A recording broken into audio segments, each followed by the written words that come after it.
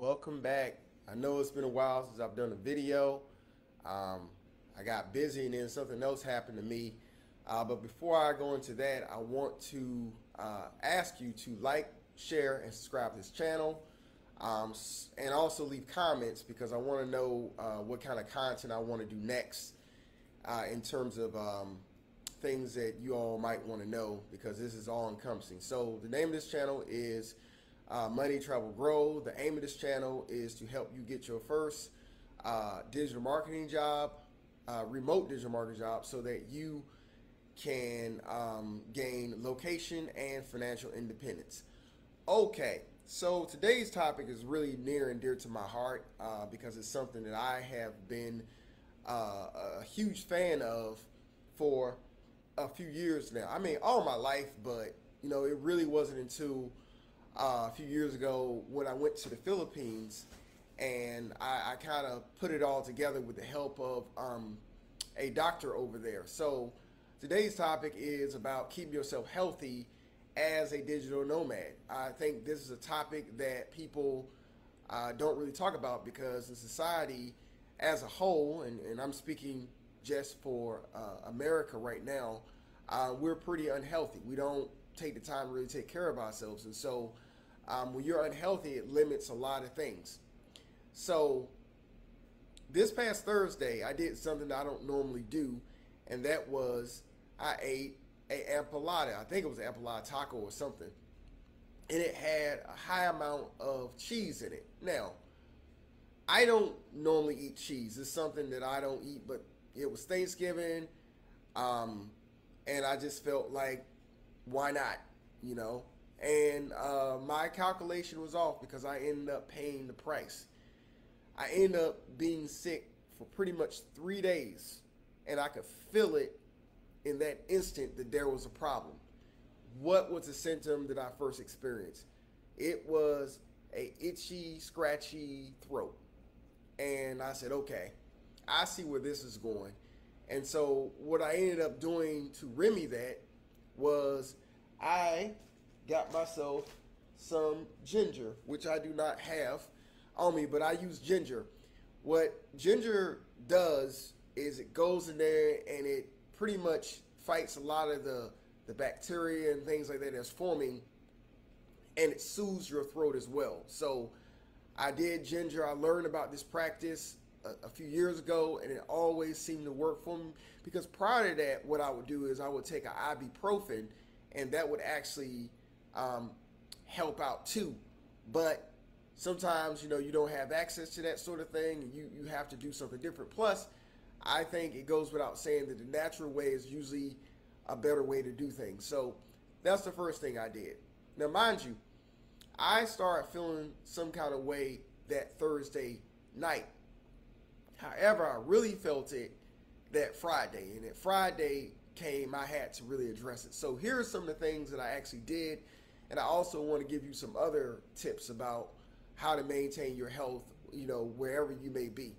So one of the first teas that I got a hold of and I started to prepare and drink was cilantro. Now, cilantro in most places is easy to find, and it's very cheap. Back in the States, I know cilantro is it was, I don't know if it is now, but it was under $1, okay? And it's really, really good. I mean, most of the time people put this in, they put it in guacamole and things like that. But, you can also use this for medical purposes. And by the way, let me also say this too. I'm not a doctor. This is not medical advice. I'm just giving you my experience and what has worked for me. So now that out of the way, the other thing I did was I used an onion. Now, what onions are great for is if you have a fever. I know this sounds crazy what I'm about to say, but it actually works. You chop up onions, you put in your socks, and you go to sleep. That's it. And what that onion does is it pulls out the toxins and the bad stuff out of your body via your soul. And I can tell you this, when I've done this for my grandmother, who regularly has inflammation in her ankles or feet, she says it makes a huge difference. So do your research, of course, you know, find out about it. But for me, it definitely works well. Um, Other thing that I did was I had a combination of tea that I used. I used this stuff called thyme. Now, in Mexico, it's going to be called uh, tamoja, and I could be saying that wrong. I'm still learning Spanish, but this stuff right here is great because it helps to eliminate coughs. It helps to eliminate coughs. So I use this in combination with elderberry. Now, I have not found a place in Mexico or even in Cancun that sells elderberry. So anyone can drop something in the comment section. Let me know if there's a place that sells elderberries. Elderberries are the ish. I mean, elderberries are nice. And what it does is it helps to eliminate the mucus, because I believe when I ate that cheese, there was just an over accumulation of mucus in my body, and my body needed to expel it. And one of the best ways to expel it is by using elderberry in combination with thyme. And the last thing I used, and this is all, by the way, I made a tea out of all of this, so this wasn't standalone for each one. The cilantro was a separate tea. What I did was I boiled water, I poured it over the cilantro, and I let it steep for maybe 15 minutes, and then I drank it. Now, for those of you out there, you probably say it tastes nasty. It wasn't that bad to me, but I could feel the difference as soon as I ingested it. I really could feel a difference. So that was one tea I did. The other tea was, again, it was a combination of elderberry, thyme, and this last stuff, which is called nettle. And nettle is pretty much an all-purpose herb. It's something that I recommend that you take every day.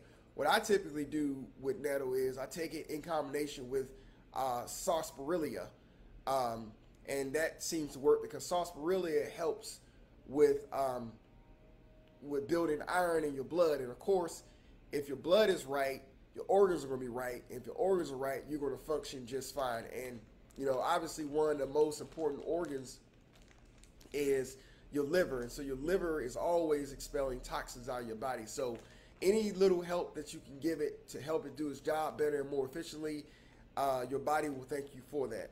So nettle, elderberry, and thyme are the teas I use. And all I do is I put them together, and then I pour hot water on it, let it steep for maybe 15 minutes, and then I drink it. And that will have you feeling good. I've given it to my grandmother, and believe it or not, she has not been sick since I've had her on that regimen. She's been on that regimen for like a year and a half, and she hasn't been sick. So I'm very, very pleased with what I see with that regimen. Now, I would be remiss if I didn't say that I do take some multivitamins. This one right here, you can find this in Cancun. I think it's like 12 or 13 bucks, easy, but it gives you a lot of, you know, vitamins that your body, vitamin minerals your body needs. Now, I used to be very more of a purist with herbs, and I didn't take vitamins. I always felt, well, I can just get it all in the in my herbs. And you can, especially if you take something like, you know, bladderwhack or I can't remember the other one that you take, but it gives you a lot of the minerals that your body needs. And I say go for it. But for me, I do take a multivitamin because I feel like it definitely helps. So it gives me a lot of vitamin C, a lot of zinc, a lot of vitamin D. And those are the three things that you definitely need going into flu season or just any time in general that was going to keep you healthy.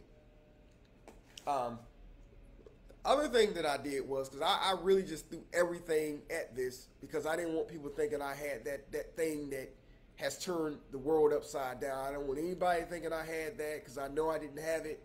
I had it because I ate some damn cheese, and it manifested into a cold. And had I not done these things, it would have just gotten a lot worse and worse and worse. And now, you know, we're having a different conversation. But like I said, it took me all of 3 days to go back to normal. Now, I have sinus problems anyway, so I may sound a little bit clogged up with my voice, but that's just normal for me. That's just what it is. Other thing I want to talk about is cayenne pepper. Cayenne pepper is really good too, because with cayenne pepper, you can, well, I put it in a lot of my foods that I eat. I mean, I always have it in my guacamole. I'll put it in, other dishes that I prepare. But for the purposes of me being sick the other day, I just made myself a onion and mushroom soup, and I was very, very generous with the cayenne pepper and the pink Himalayan salt. And so I made sort of a soup, and that's what I had that day. And what it did was it made my nose run more, so I was getting a lot of mucus out of my system, and that was okay. The last thing I want to talk about, and this is just for regular maintenance, and this is for people who might be a little bit older. So you young fellas and gals out there, it may not apply to you, but I still would say you should still take it.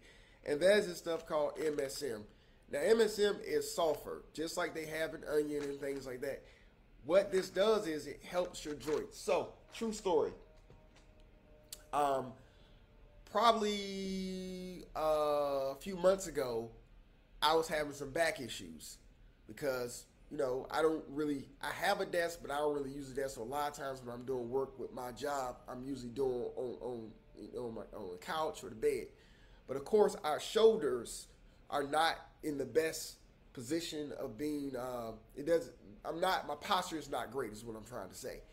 And because of that, I had some back problems for a few weeks, and I knew that all I needed was some MSM and it would take care of it. So that's what I did. I did a little stretching, but I started to take MSM. I had to go back to the States to get a number of bottles, but I brought it back here to Cancun, and it's been working out well. I think this one is 1,500 milligrams.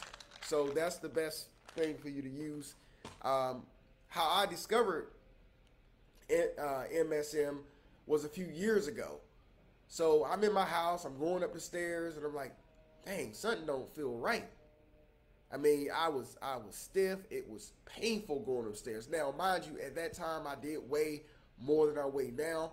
However, it just didn't feel good going up and down those stairs. And I said, okay, I have to address this problem. See, most people would say, well, you got to get surgery because you're getting old and all this other stuff. But the truth of the matter is a lot of things that require surgery, you think require surgery, it's actually a vitamin or mineral deficiency.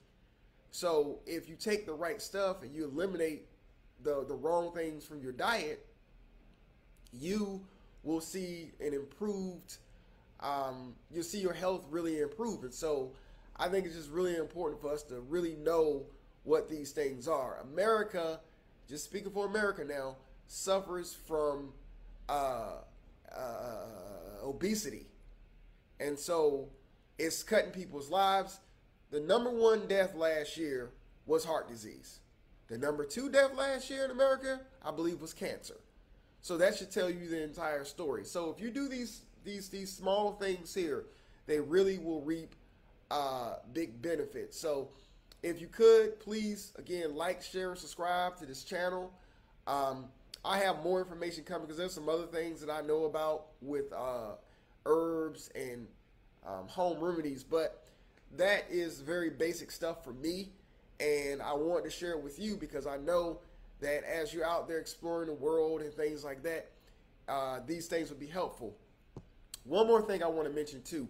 I have a whole chapter talking about staying healthy while you're traveling in my book, The Gift of Travel. So please go check that out. I'll leave a link in the comment section and in the description. And yeah, I hope this advice really helps you, and I'll see you in the next video. Y'all take care. Bye.